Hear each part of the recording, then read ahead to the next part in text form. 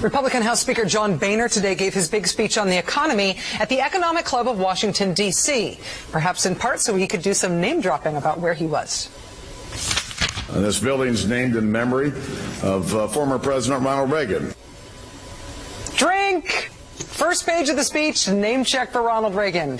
At the Republican candidates debate last week, conveniently held at the Reagan Library, candidate Newt Gingrich, who incidentally as a congressman threw Reagan under the bus during the Iran-Contra scandal, Newt Gingrich took the occasion of the Reagan Library debate to invoke Ronald Reagan by name, not once, not twice, not three times, not four times, not five times, not six times. It actually just hit it. I served during the Reagan campaign under Ronald Reagan, Reagan Jobs Program, the Reagan Unemployment, the Reagan Library, the Ronald Reagan technique, President Reagan. President Reagan, I'm with President Reagan.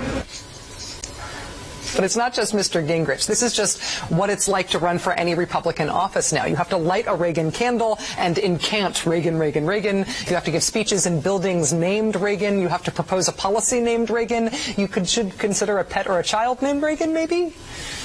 What's it like to see the Republican Party's decision to elevate Ronald Reagan as if he is a saint, when you are the former president who sat on the inaugural stage with Reagan in 1980 and wrote this about him in your diary that day?